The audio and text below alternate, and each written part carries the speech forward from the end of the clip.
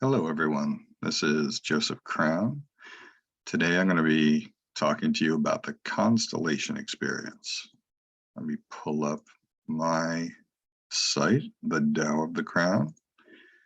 I'll be doing a Noble Constellation Experience, the virtual workshop on September 24th.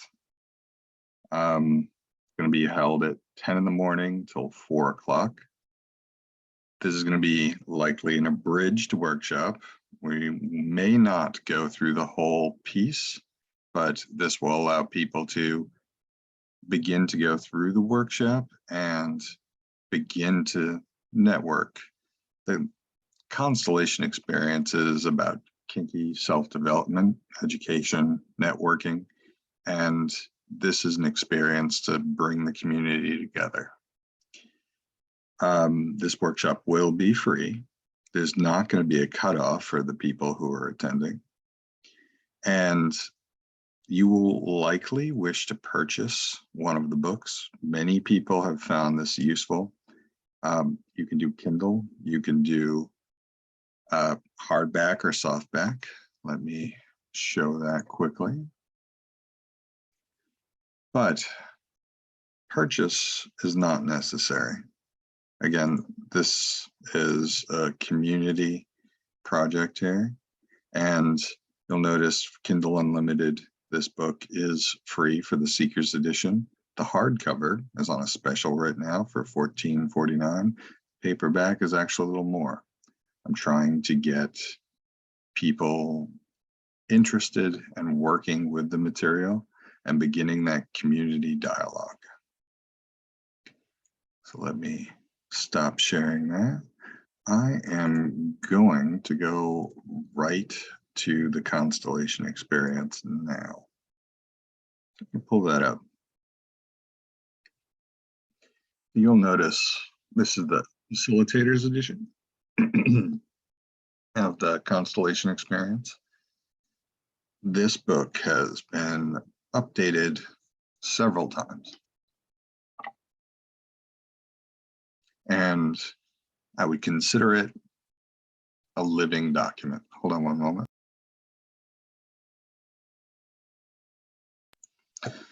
It's a living document, and that the more that it is shared, the more people work with it. And the different communities that come together and share their voice through it, they begin to transform it. And it basically is up to us what we want to see and what we'd like to do with it. And it's possible because it's a relational dialoguing with each other as a community, ourselves individually, and we're bringing sort of community building pieces together with this. It's designed for people to come back to again and again, so that it can be used at conferences. It can be used at munches. It can be used at like kink club events. Again, this is ideally for those in the lifestyle, because not enough things are made specifically for us. I'm going to scroll down and highlight a few things here. You'll notice this edition, last update was 2001, September. Oh, I'm sorry. Last update was 3/21/2002. So we are going to skip down now. And as this is the Facilitators Edition, you'll notice there are a few different things here. We're going to go to the priorities, values, and mindset of opportunity. So I'm going to share some of this just like I would during a community event. That way you all get a sense of it. And during this time, you could see what you would answer. Okay. You'll notice the facilitator prompts here that essentially, as you go through this a few times, it highlights what to say. It allows you to easily make this document a teach back moment, so that as you go through it, you're learning what to say, what's important, and beginning to get a sense of how to engage the group. Each group is different. This document is set set up for both online and in-person training. So let's begin. I would suggest not looking at the next piece to this question. I'm just going to pull this up here. So I would grab either a pen or a piece of paper, or just think about how you'd answer, because this is what it would be like exactly during one of these sessions. All right. A billionaire just stumbled across you earlier today. They sent a footman over to you to offer an opportunity. A desert island needs to have an immediate resident because it was just purchased today. There's no one on the island at this moment. The only animals present are small monkeys. A large mountain sits at the center of the island, and there's a 15-mile circular edge of beach surrounding the tropical plants and trees neighboring the mountain. The footman offers you a contract of $9.5 million if you agree to be the legally contracted resident for the next 5 to 10 years. The footman points to 3 lines on the contract where you can ask for any 3 stipulations during this allocated time. If you sign the contract, you leave in 2 weeks, and the name of the lawyer will be given to you to take care of your affairs and secure payment upon completion of the contract. Do you take the offer? Why or why not? Think about it for a moment. If you need to, pause this here.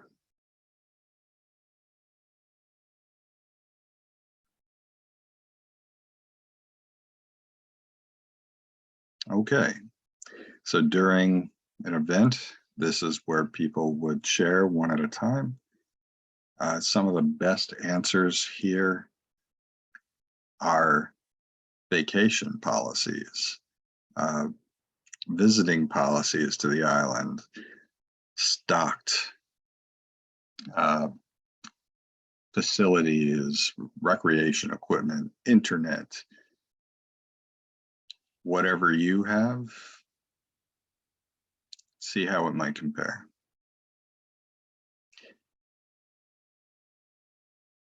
So talk about the 3 stipulations. Why did you pick those things? What did you ask for specifically?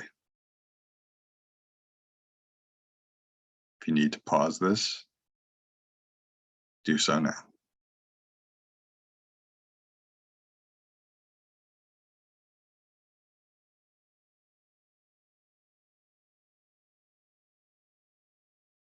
Okay, perfect. So again, we'd come back. Each person would share one at a time. Some people essentially asked for a way to ensure good, clean water. Other people, again, asked for wonderful things like a fully stacked living quarters that have full showers, jacuzzis, boats, whatever it is. Think of the first question as how you would feel about risk. What are the qualifiers you would look for? How do you begin to break down the situation? The second here, the stipulations, really have you focusing on, are you setting yourself up here to survive, thrive, or be very successful? Surviving, maintaining, and thriving are completely different mindsets, and how we're approaching new information as well as new scenarios begin to be broken down this way so that we can begin to see what our patterns are as we engage with new things. What we would tend to do at those times of risk. Would we back away? Would we engage with it? They're all personal attributes and traits, and there are no right or wrong answers here. There's just different ways to approach and think about these things. Let's go to the next one.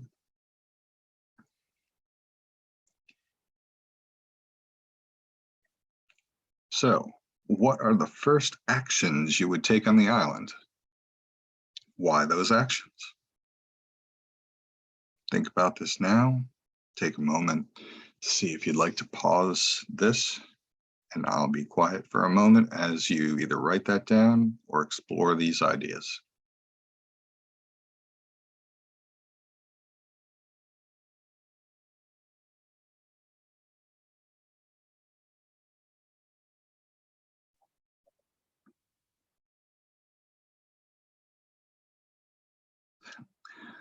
All right, welcome back all. Again, as we would move forward, one person at a time would share. And some people have chosen to hunt the monkeys. Other people have chosen to train the monkeys. Some people have decided they were going to write epic novels. Some people have said they were going to attempt to establish corporations that remotely function from the island. They were going to use it as a communications center. Some wanted to document, identify, and basically track wildlife and fauna, look for new species. Uh, some people just wanted to relax under the sun. And why those actions were important to them, again, were completely personal. It depends on what we're seeking, what really lights us up in our life and our thoughts. I'm curious, what would you have picked? Like in the comments below, please share some of these answers. Because again, this begins to unfold and take apart our decision-making strategies. How are we basically taking the pieces of a new scenario, a new context, and breaking it down, building on it, developing our sense of self and what's possible in the future? That is what these actions and questions are getting at. Let me go on. Think of what you just described above as themes that define life during this period. How does this compare to the themes you choose and make time for today? I'm going to give you a moment again and pause here now.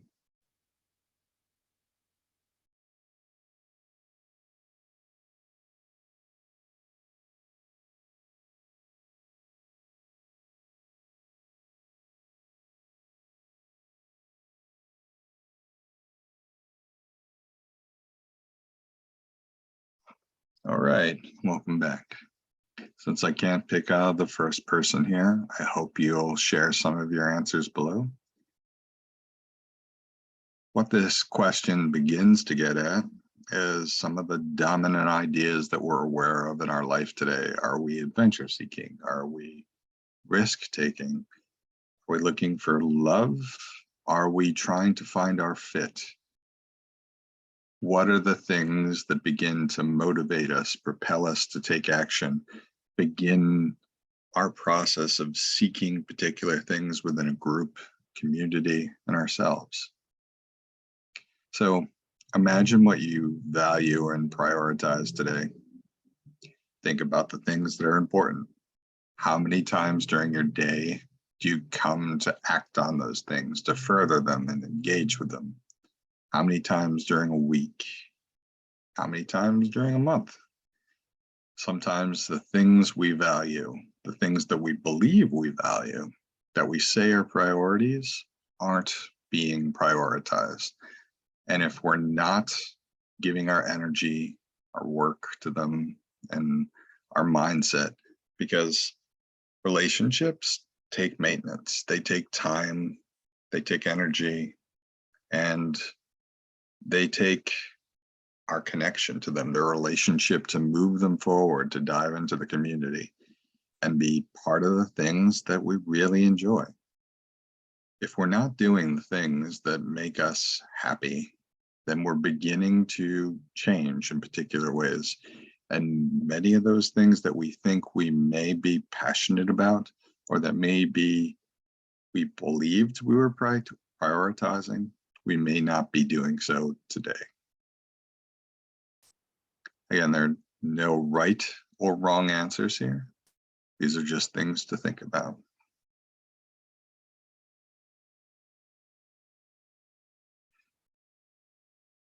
Next question. What themes are so important that you continue on with them if you move to the island and into the future? So again, what I was saying, what are the things so essential to yourself, your identity, your purpose or connection with the world and the community that you're part of, that you're taking them to this island and making them part of your day-to-day life, and you want to do more of them, enhance those things in the future? Take a moment now.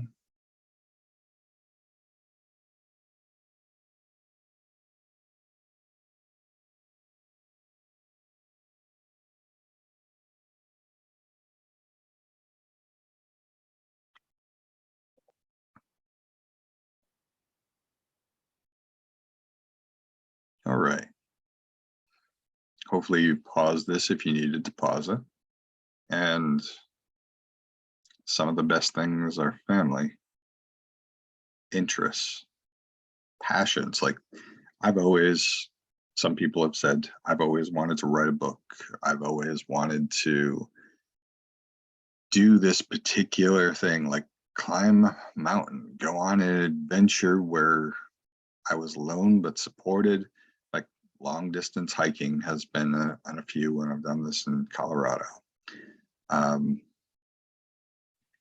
This is, again, very personal. Sometimes it comes up to, I want to develop my particular skills to help people in some way. All of these are important. All of these could be done and furthered in somewhat small way, whether we are by ourselves on an island or connected in a community and surrounded by that community. This metaphoric isolation is interesting to compare how those strategies would engage with people, but also how physical geography can be navigated as we begin to engage with others. If you think about how we're approaching this now, doing it virtual, I have no idea, unfortunately, where all of you are, and I hope that you're somewhere happy. Let's go on to the next question. Thinking back over the answers that you gave for this question, this main question here, and all these little sub questions that we've sort of gone over, did your initial choices and actions set you up to thrive, maintain yourself, or simply survive? Again, there are no right answers here. What we build, maintain, and reorganize in our life is often a continuation of what we know. And having new perspectives, we get to try on and try out new ideas. Take a moment, see how you'd respond to this. Pause here now.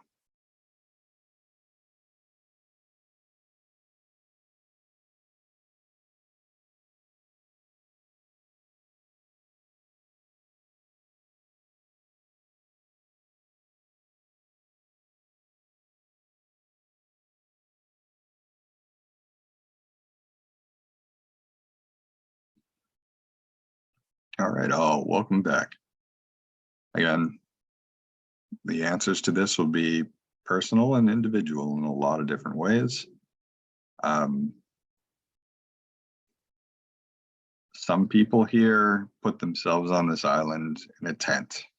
They really had themselves surviving and seeking to thrive in ways that are building themselves up from basics. Some people put themselves there in a mobile mansion that allowed them to live a lifestyle that was both interesting, full of entertainment, full of connectivity, so they could engage through the internet with people all over the world, and essentially making themselves the adventure, sort of like in a reality TV show. Some people set themselves up to have a house where family, friends, loved ones could visit on the island and would allow them to be set up for the rest of their lives, because they would bring people in and talk to people to prepare what came next, what they would do with the money, and how they would live a life that was what they wanted to do. However you chose, it's interesting to not only compare, but begin to try on and try out different ways of being.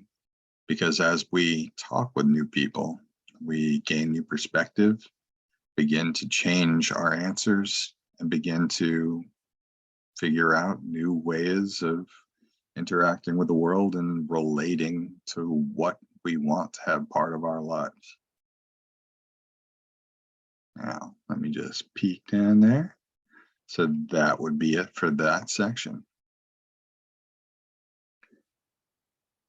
I hope you've enjoyed looking over the Constellation Experience and going through one of the very first questions. In the group, this is very dynamic because everyone gets a chance to share, and you begin to hear different things that both make people laugh, be happy, and sort of where they are. It's an adventure in itself because each time it's a little different. I'm sharing my webpage again, Tao of the Crown. Please go there if you're interested in learning more. You'll find, you can give me a coffee. This is what my work is, who it's aimed at. You'll see some of the things I've written. And stop sharing that. I hope to find more people coming to the September event, especially people who have never done this before. And for those who are like, I'm not sure what this could be like, if you're thinking it could be too heavy on journaling or dialoguing, I have never gotten a complaint about that. And I believe it really is a chance for self-discovery and finding people who connect with our interests. It allows people who maybe never would have met a chance to share ideas of not only a better self, but a better way to live with their kink, a better way to share what turns them on in their life, and to design a future they'd be proud of. And all of those things are the things that I'm trying to bring to the community and share. So I hope you'll join me on the journey, and I look forward to some of the feedback. Take care and be well.